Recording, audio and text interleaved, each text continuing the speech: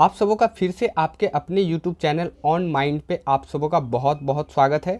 हम लोग class 9th के अफवाह चैप्टर को डिस्कस कर रहे थे, जिसमें कि इसका पार्ट 1 जो है वो हो चुका है। यदि आपने पार्ट 1 नहीं देखा है तो उसका लिंक जो है वो डिस्क्रिप्शन में दिया गया है, आप वहां जाकर के पहले पार्ट 1 को देख सकते हैं। यहाँ हम लोग पार्ट 2 को देखने वाले हैं और पार्ट 2 में हम लोग प्रायद्वीपीय भारत की नदियों के बारे में डिस्कस करेंगे। जैसा कि आप लोग जानते हैं कि हम लोग हिमालय की नदियों को पार्ट 1 में डिस्कस कर चुके हैं। यहाँ हम लोग प्रायद्वीपीय नदियों के बारे में पढ़ेंगे। तो मैं आप लोगों को बता दूं कि प्रायद्वीपीय नदियों के अंतर्गत हम लोग बेसिकली 6 प्रमुख नदियों के बारे में पढ़ेंगे, जो कि हमारा है गोदावरी, कृष्णा, महानदी, कावेरी, नर्मदा और ताप्ती। ये 6 प्रमुख नदी के बारे में हम लोग प्रायद्वीपीय नदियों के अंतर्गत जो है वो पढ़ेंगे। वैसे प्रायद्वीपीय नदियों में बहुत सारी और भी नदियां हैं, लेकिन प्रमुख जो 6 नदी है जिसके बारे में जो है एग्ज़ाम में क्वेश्चन पूछा जाता है, वो यह इन्हीं 6 से जो है क्वेश्चन बनता है। तो सबसे पहले मैं आप लोगों को ये प्रायद्वीपीय जो वर्ड है इसे मैं थोड़ा आप लोगों को समझा दूँ। बेसिकली यहाँ से ये आपका भारत का मानचित्र है और भारत का यहाँ से जो ये हिस्सा है ये बेसिकली एक अलग भौगोलिक दृष्टिकोण जो है वो रखता है। इसलिए भारत का जो ये हिस्सा है, ये हिस्सा जो है वो प्रायद्वीपीय हिस्सा कहलाता है। ऐसा इसलिए क्योंकि आप देख सकते हैं इधर ये एक तरफ पानी है और इधर भी पानी है और इधर भी पानी है, यानी कि ये तीनों तरफ से समुद्र से घिरा हुआ है और एक तरफ से ये स्थल से जो है सटा हुआ है। तो इसलिए इस वाले हिस्से को भारत का प्रायद्वीपीय हिस्सा जो है या प्रायद्वीपीय भारत भी इसे कहा जाता है। तो बेसिकली हम लोग इन्हीं प्रायद्वीपीय हिस्से में जो प्रमुख नदियां हैं, जिसमें से ये 6 प्रमुख नदी इस प्रायद्वीपीय हिस्से में हैं, इसी को हम लोग इस पार्ट 2 में डिस्कस करेंगे।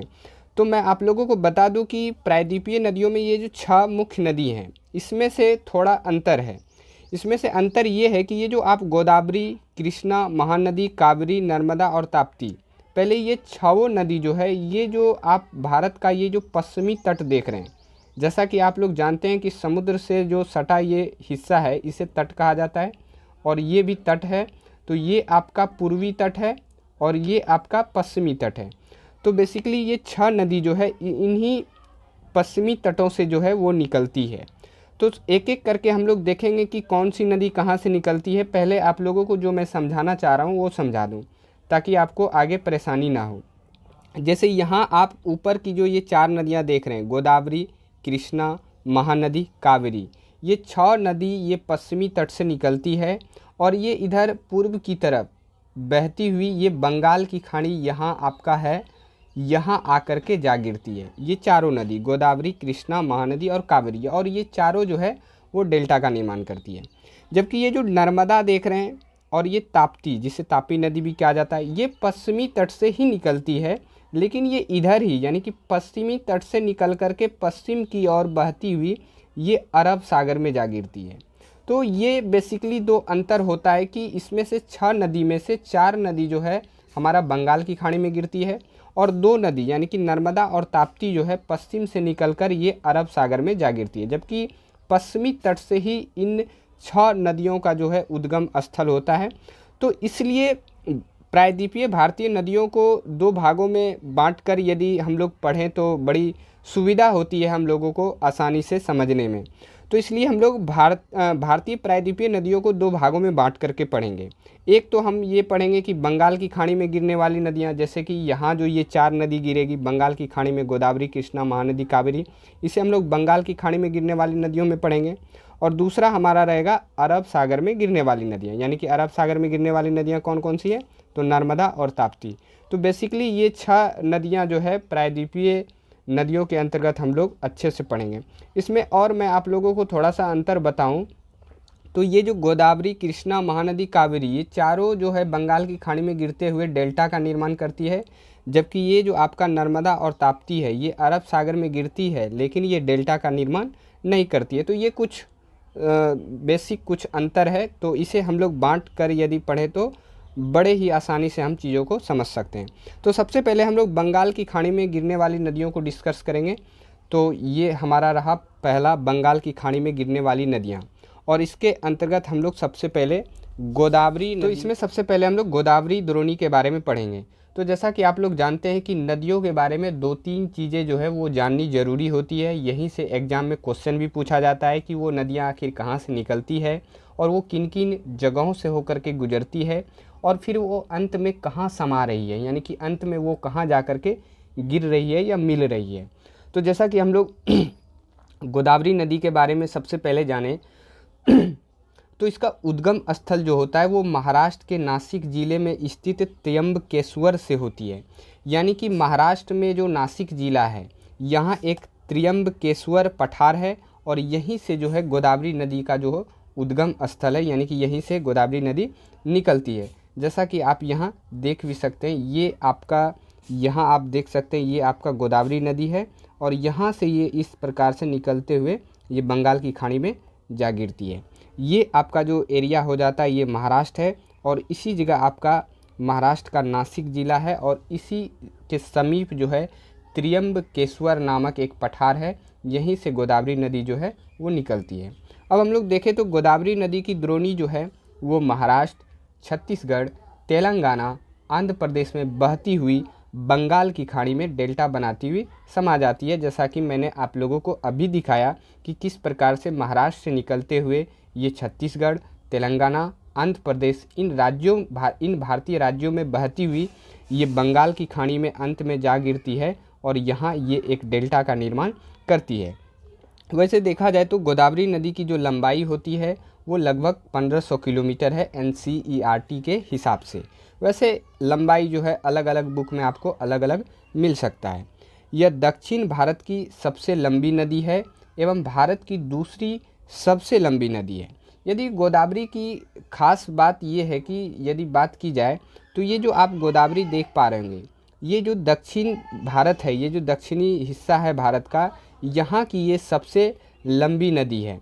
वैसे पूरे भारत की लंबी नदी गंगा है और भारत की दक्षिण यदि उत्तर बोला जाए तो आपका गंगा ही होगा, पूरे भारत का बोला जाए तो गंगा ही होगा, लेकिन दक्षिण की बात करें तो आपका गोदावरी जो है वो सबसे लंबी नदी हो जाती है और इसलिए कहा जाता है कि भारत की दूसरी जो सबसे लंबी नदी है वो आपका गोदावरी भी है।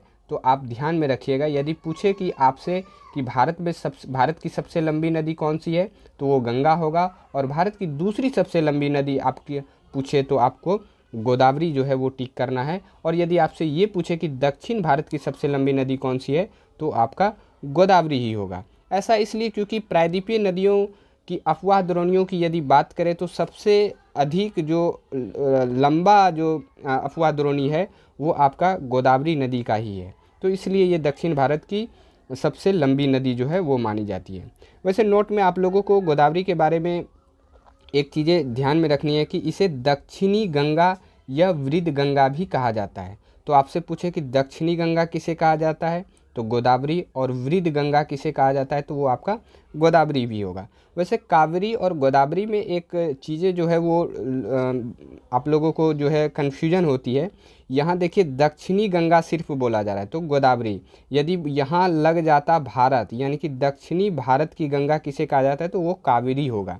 तो ये भारत का सिर्फ डिफरेंस होता है, तो ये आप ध्यान में रख सकते हैं ताकि आपको कन्फ्यूजन ना हो, आप क्वेश्चन सही टिक करें। तो आई होप आप इस चीज़ को समझ गए होंगे। अब अगले पेज पे हम लोग अगले नदी द्रोणी के बारे में, तो अब हम लोग महानदी द्रोणी के बारे में पढ़ेंगे।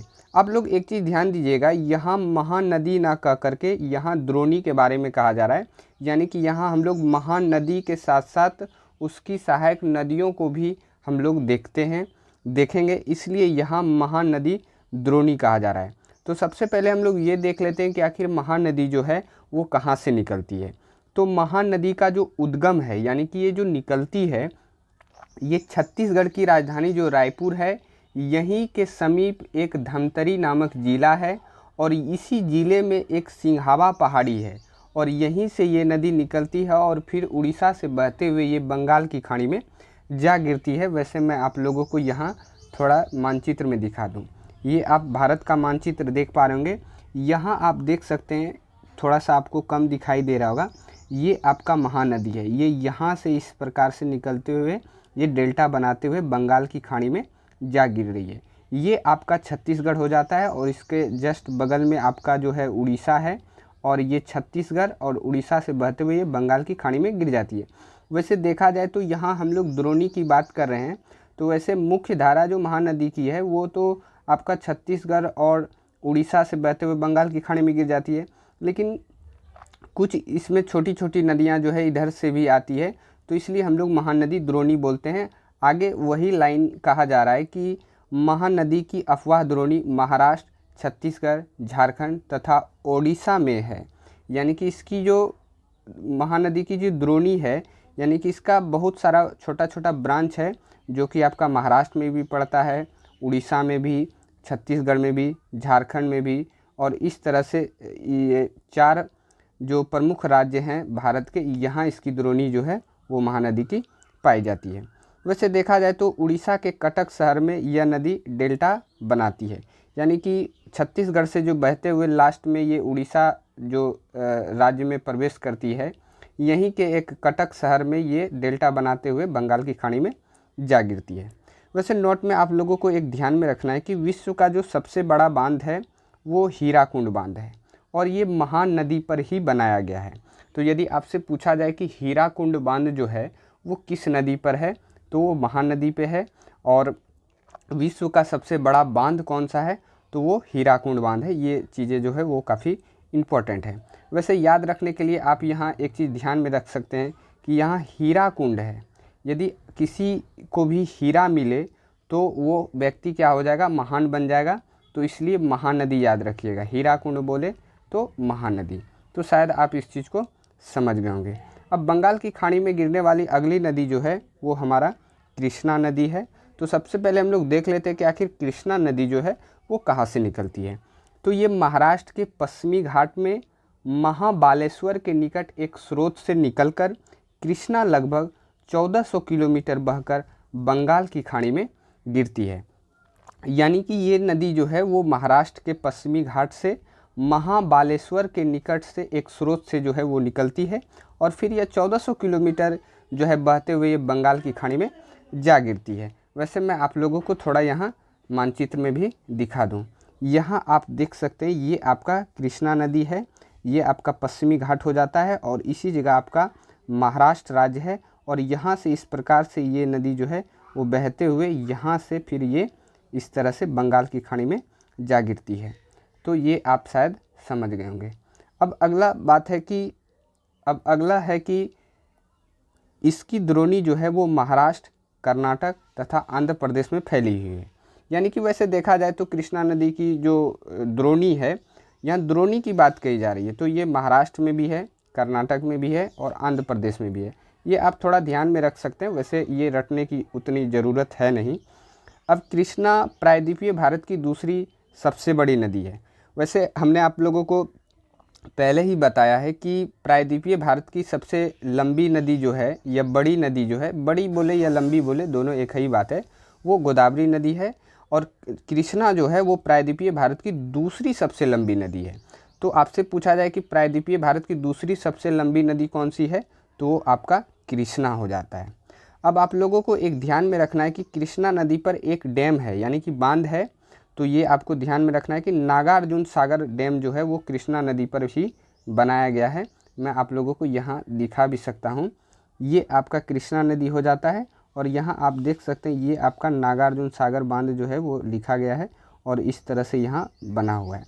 तो नागार्जुन सागर बांध यदि पूछे कि किस नदी पर जो है वो बनाया गया है, तो आप कृष्णा नदी जो है वो टिक करिएगा। शायद आप इस चीज़ को भी समझ गए होंगे। अब बंगाल की खाड़ी में गिरने वाली जो हमारी आखिरी नदी है वो है कावेरी द्रोणी। तो हम लोग अब कावेरी नदी को देखते हैं। तो कावेरी नदी जो है वो कर्नाटक राज्य के कुर्ग जिले में स्थित ब्रह्मगिरी की पहाड़ियों से निकलती है। यानी कि कावेरी नदी जो है वो कर्नाटक जो राज्य है, यहाँ आप देख सकते हैं ये आपका जो है यहाँ इस जगह कर्नाटक राज्य पड़ता है, और यहीं के कुर्ग जिले से ये एक पहाड़ी है, और यहीं से कावेरी नदी जो है इस प्रकार से निकलती है, और फिर ये अंत में जाकर ये भी जो है बंगाल की खाड़ी में जा गिरती है। तो आप थोड़ा सा ये ध्यान में रख सकते हैं। तो कावेरी नदी जो है कर्नाटक राज्य के कहाँ से निकल रही है, तो ब्रह्मगिरी की पहाड़ियों से निकल रही है। और फिर कहाँ जाके ये गिरती है, तो बंगाल की खाड़ी में जा गिरती है। अब कावेरी नदी की जो द्रोणी है वो तमिलनाडु, केरल, कर्नाटक, इन 3 राज्यों में जो है वो विस्तृत है, यानी कि फैली हुई है कावेरी नदी की द्रोणी। यानी कि बहुत सारा जो छोटी छोटी नदियाँ आकर के इसमें मिलती है, तो उसको सबको सम्मिलित रूप में हम लोग कावेरी द्रोणी बोलते हैं। तो इसलिए तमिलनाडु, केरल, कर्नाटक ये भी आप ध्यान में रख सकते हैं। वैसे कावेरी नदी की लंबाई की बात करें तो कावेरी की जो लंबाई होती है वो 760 किलोमीटर है NCERT के हिसाब से। अब यह दक्षिण भारत की एकमात्र सदाबहार नदी है, क्योंकि पूरे वर्ष इसमें पानी रहता है। यानी कि कावेरी नदी जो है वो दक्षिण भारत की एकमात्र ऐसी नदी है, इसे सदाबहार नदी भी कहा जाता है। सदाबहार इसलिए क्योंकि इसमें पूरे वर्ष यानी कि सालों भर जो है वो पानी हमेशा इसमें मौजूद होता है। तो ये इसकी एक खास बात है, और इस वजह से ही कावेरी नदी को दक्षिण भारत की गंगा कहा जाता है।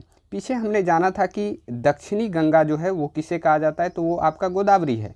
लेकिन यहाँ भारत जो है आ गया है, तो दक्षिण भारत की गंगा बोले तो आपको कावेरी टिक करना है। तो ये सिर्फ भारत का अंतर हो जाता है। शायद आप इस चीज़ को समझ पा रहे होंगे। तो अब हम लोग बंगाल की खाड़ी में गिरने वाली नदियों को कंप्लीट कर चुके हैं। अब हम लोग अरब सागर में गिरने वाली नदियों के बारे में जानेंगे। तो सबसे पहले अरब सागर में गिरने वाली नदियां में हम लोग 2 ही नदी को पढ़ने वाले हैं। तो सबसे पहले हम लोग नर्मदा नदी को देखेंगे, और सबसे पहले नर्मदा नदी में हम लोग ये जानेंगे कि आखिर नर्मदा नदी जो है वो कहाँ से निकलती है। तो नर्मदा नदी का जो उद्गम होता है वो मध्य प्रदेश में स्थित अमरकंटक पहाड़ी से होती है। यानी कि मध्य प्रदेश जो राज्य है यहाँ एक अमरकंटक की पहाड़ी है, और यहीं से जो है नर्मदा नदी बहती है। मैं आप लोगों को मानचित्र में भी दिखा दूँ। यहाँ आप देख सकते हैं, ये आपका इस जगह पड़ता है नर्मदा नदी, और इस जगह ही आपका है मध्य प्रदेश, और यहीं के अमरकंटक पहाड़ी से जो है नर्मदा नदी निकलती है और फिर अरब सागर में जा गिरती है। तो आपसे पूछे कि नर्मदा नदी का जो उद्गम स्थल है यानी कि ये कहाँ से निकलती है, तो वो अमरकंटक की पहाड़ी। अमरकंटक की पहाड़ी कहाँ है, तो वो आपका मध्य प्रदेश में पड़ता है। शायद आप इस चीज़ को समझ पा रहे होंगे। अब यह पश्चिम की ओर सतपुड़ा और विंध्याचल पर्वत श्रेणियों के बीच भ्रंश घाटी से बहती है। अब इसे आप लोग थोड़ा सा ऐसे समझे तो आसानी होगी। जैसे यहाँ आप देख पा रहे होंगे कि ये आपका जो बीच का है, इस जगह आपका मध्य प्रदेश पड़ता है।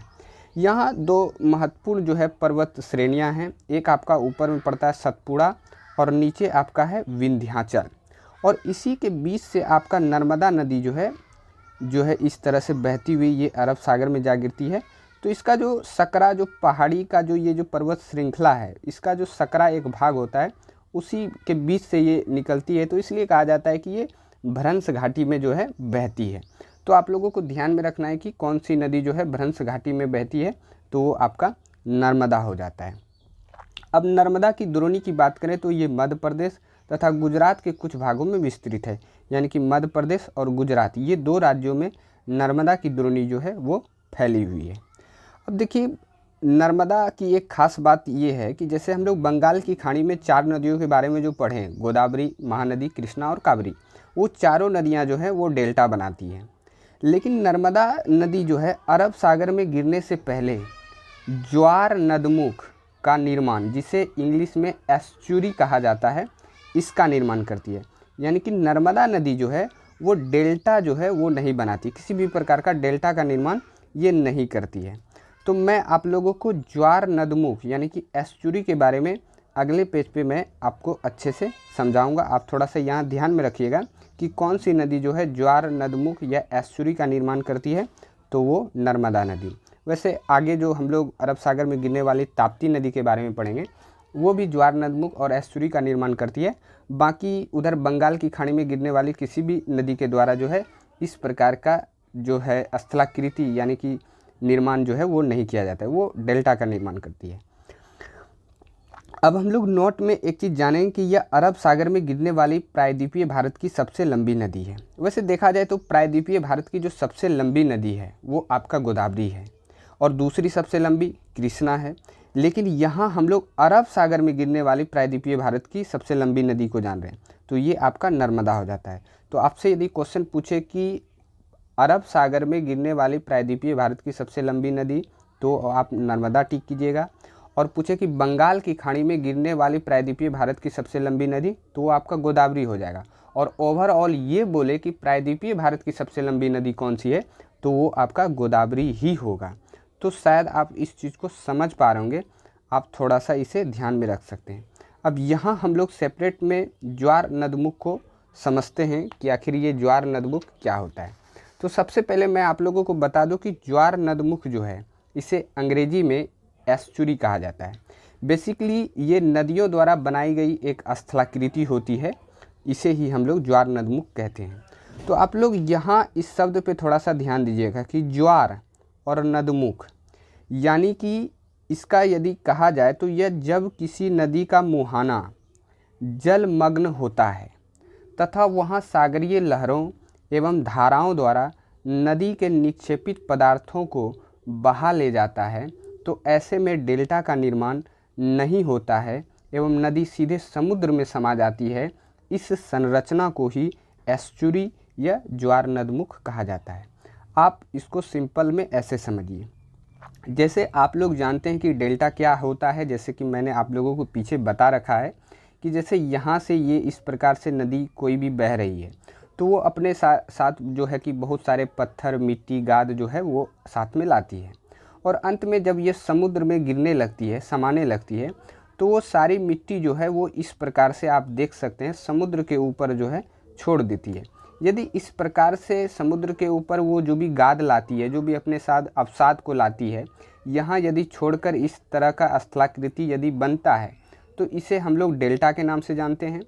लेकिन कभी कभी क्या होता है कि जैसे आप ये जो अरब सागर में गिरने वाली जो नदियाँ देख रहे हैं, नर्मदा हो गया, ताप्ती हो गया, ये जो है एक तरह से भ्रंश घाटी में बहती है और पठारी भाग में से होते हुए बहती है। और ये काफ़ी ऊंचे स्थानों से जो है ऊपर से जो है समुद्र में गिरती है। जैसा कि मैं आप लोगों को यदि दिखाऊं तो यहाँ आप देख सकते हैं, ये आपका नर्मदा नदी है और इस जगह जो खाड़ी है, यहाँ इस जगह आपका खंबात की खाड़ी पड़ता है और यहाँ से ये ऊंचे पठारों से होकर के इस तरह से अरब सागर में जा गिरती है। तो इसके साथ जो है क्या होता है कि ये अपने साथ जो भी, एक तो ये पहले आप लोगों को एक चीज़ और मैं बता दूं कि अरब सागर में जो गिरने वाली नर्मदा और ताप्ती है, ये सारी नदियां जो है काफ़ी एक तो छोटी होती है और इसमें उतना जो गाद वगैरह होता है, मिट्टी वगैरह होता है, पत्थर, ये सारी चीज़ें उतना ये ज़्यादा नहीं ला पाती है। एक तो ये कम लाती है और ऊपर से बड़े ऊपर के पठारों से होकर के ऊपर से गिरती है। तो इस वजह से महासागरों में या इस समुद्रों में जो ज्वार उठता है, यानी कि जो लहरें उठती है, उसके द्वारा जो भी थोड़ा बहुत मिट्टी होता है, ये समुद्र के पानी ज्वार के माध्यम से ये इसे क्या करता है, बहा ले जाती है। यानी कि इसके ऊपर एक तरह से आपको पानी ही दिखेगा जैसे ही समुद्र में ये मिलने लगती है।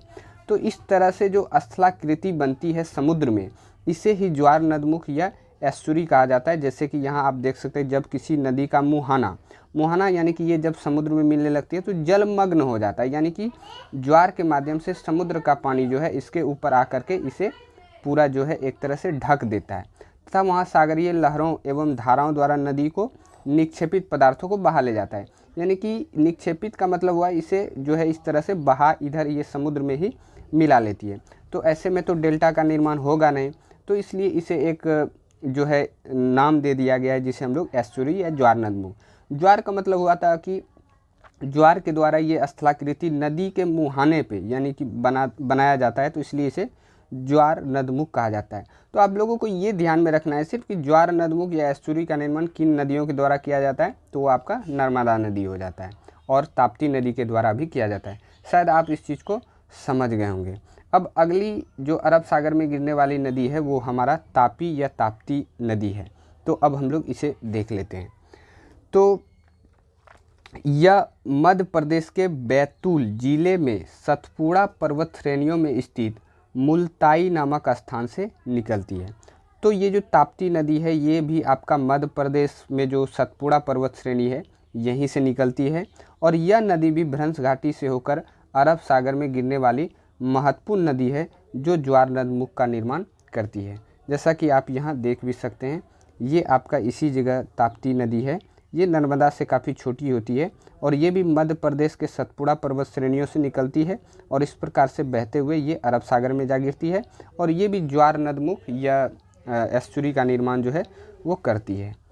तो अब इसकी द्रोणी जो है वो कहाँ कहाँ है, तो मध्य प्रदेश, गुजरात, महाराष्ट्र, ये भारत के 3 प्रमुख राज्यों में ताप्ती नदी की जो द्रोणी है वो पाई जाती है। अब आप लोगों को एक चीज़ ध्यान में रखना है, वैसे तो मैं पश्चिम की ओर यानी कि अरब सागर में गिरने वाली 2 ही नदियों के बारे में बताया। वैसे देखा जाए तो पश्चिम की ओर बहने वाली मुख्य नदियाँ साबरमती, माही, सारावती, भारत पूजा जिसे भरत पूजा भी कहा जाता है, काली नदी, ज्वारी नदी, मांडवी नदी, पुम्बा, पेरियार, ये सभी नदियाँ जो हैं वो पश्चिम की तरफ ही बहती है और अरब सागर में जा गिरती है। तो नर्मदा और ताप्ती के अलावा आप ये नदियों को भी ध्यान में रखिएगा जो अरब सागर में पश्चिम की ओर बहते हुए अरब सागर में जा गिरती है। तो बेसिक हम लोग एक रिकॉल करें तो बेसिक डिफरेंस ये हो जाता है कि बंगाल की खाड़ी में जितनी भी नदियाँ गिरती है जैसे कि गोदावरी, कृष्णा, कावेरी और महानदी, वो डेल्टा का निर्माण करती है और अरब सागर में गिरने वाली जो नदियाँ होती है जैसे कि ताप्ती और नर्मदा, इसके द्वारा किसी भी प्रकार का डेल्टा का निर्माण नहीं किया जाता है। तो ये 2 चीज़ें आपको इन नदियों के बारे में ध्यान में रखना है। तो आई होप आप इस चीज़ को समझ गए होंगे। अब इस चैप्टर का हमारा आखिरी और लास्ट टॉपिक है झील यानी कि लेक्स। तो अब हम लोग झील के बारे में पढ़ेंगे। तो सबसे पहले हम लोग ये जान लेते हैं कि आखिर झील जो है वो किसे कहते हैं या यह किस प्रकार का होता है। तो झील जल का वह स्थिर भाग है जो चारों तरफ से भूमि से घिरा होता है तथा अधिकतर झीलें अस्थायी होती है। यानी कि झील जो होती है उसमें भी जो है आपका पानी जो है वो पाया जाता है, लेकिन इसमें नदी से जो थोड़ा बेसिक डिफरेंस ये होता है कि झील जो होता है वो चारों तरफ से भूमि से घिरा होता है। जैसे कि आप इस चित्र के माध्यम से झील को देख सकते हैं कि किस तरह से यहाँ आपका जो है बीच में पानी पाया जा रहा है और ये चारों तरफ से जो है भूमि से घिरा हुआ है। तो ये आपका झील है। वैसे इसका निर्माण जो है नदी के द्वारा ही होता है। वैसे मैं आप लोगों को बता दूं कि झीलें जो है वो कई प्रकार की होती है और झील जो है वो प्राकृतिक तौर से भी पाई जाती है और कृत्रिम रूप से भी झीलों का निर्माण जो है वो किया जाता है। जैसे आप इस झील को देखेंगे तो ये प्राकृतिक झील है, यानी कि इसका निर्माण जो है अपने आप हुआ है। और ये जो झील है ये कृत्रिम झील है, यानी कि एक तरह का आर्टिफिशियल लेक्स है और इसका निर्माण जो है मानव क्रियाओं के द्वारा जो है इसका हुआ है। और झील के बारे में हम लोग जाने तो झीलों का जल जो है वो प्रायः स्थिर होता है, इसमें किसी प्रकार का बहाव जो है वो नहीं पाया जाता है। लेकिन अनेक झीलें जो होती हैं वो मीठे पानी की भी होती हैं।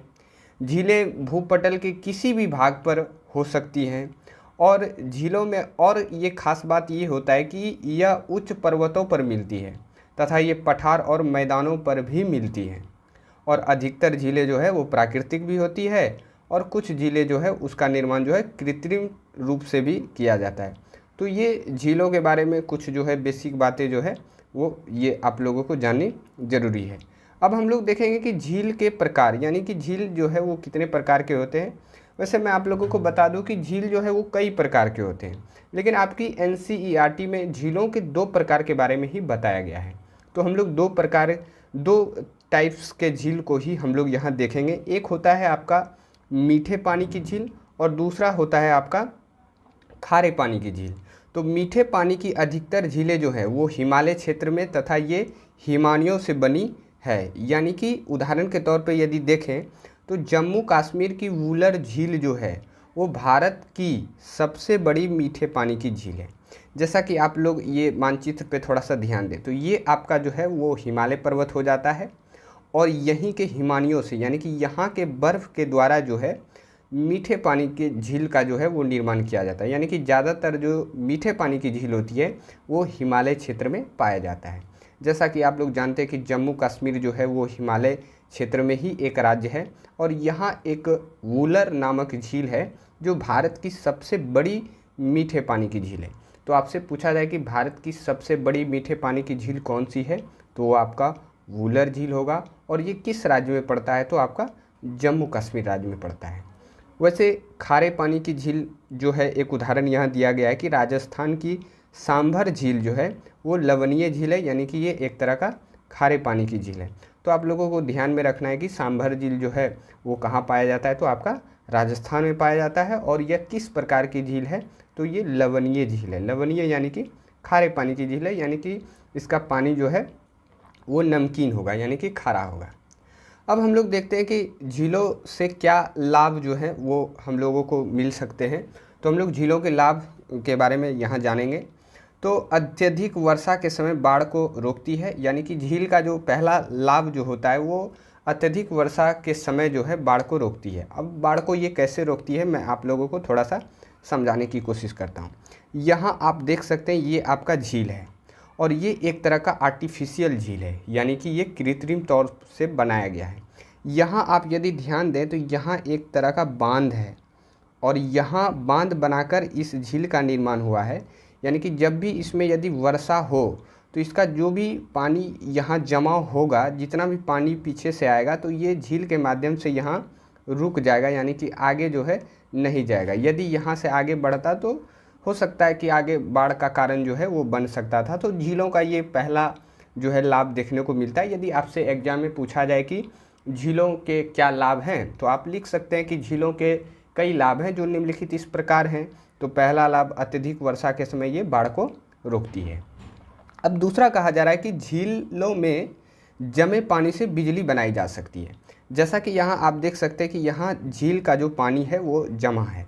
आप लोग जानते हैं कि पानी से भी जो है वो बिजली बनाया जाता है, तो इसलिए दूसरा लाभ में ये हो जाता है कि झीलों में जो जमे पानी होती है उससे जो है बिजली बनाई जाती है। ये दूसरा लाभ हो जाता है झील का। अब तीसरा लाभ है कि झीलों से पर्यटन को बढ़ावा मिलता है।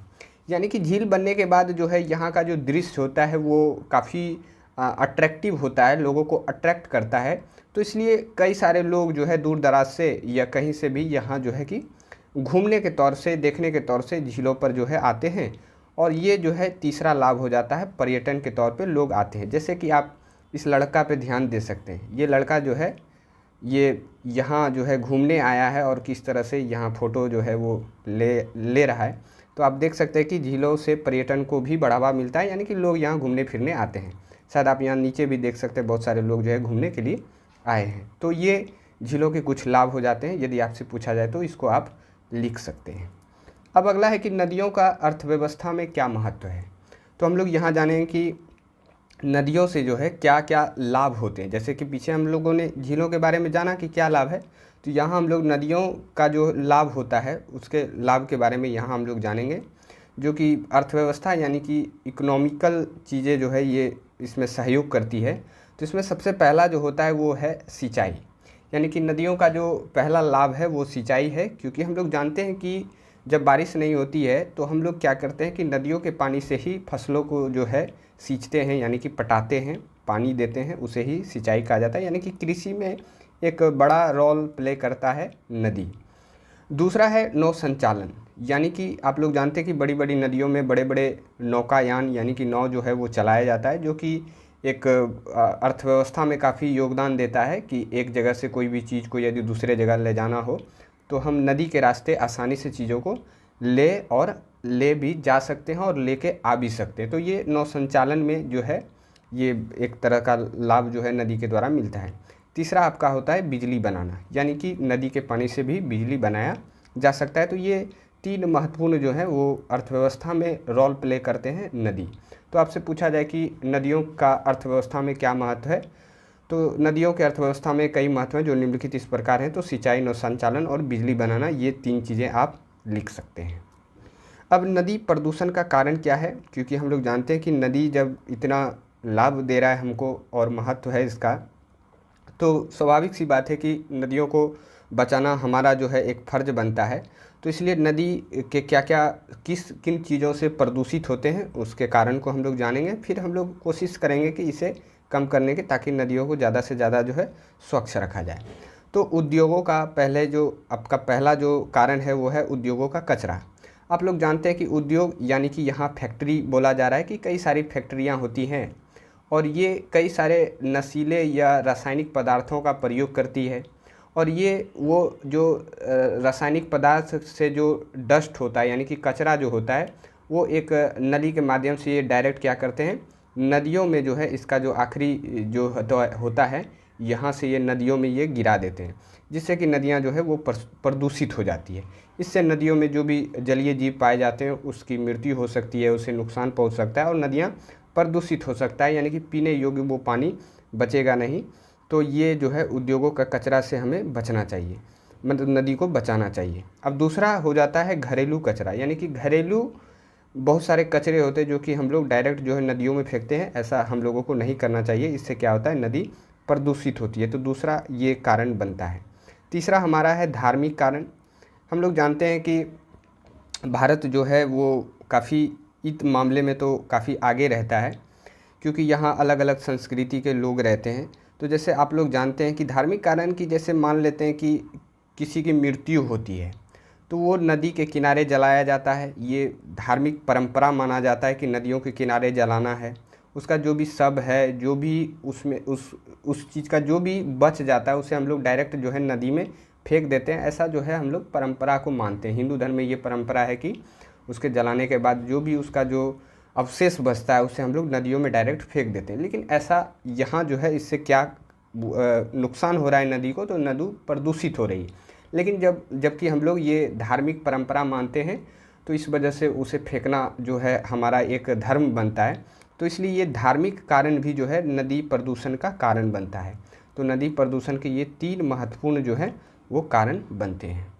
तो यहाँ जो है ये चैप्टर हमारा समाप्त होता है। तो हमारा ये छोटा सा प्रयास आप लोगों को कैसा लगा आप कमेंट में ज़रूर लिखिएगा, ताकि मैं इस सीरीज़ को कंटिन्यू रख सकूं और फिर आपसे जो है अगले चैप्टर में फिर से आपसे जो है वो मुलाकात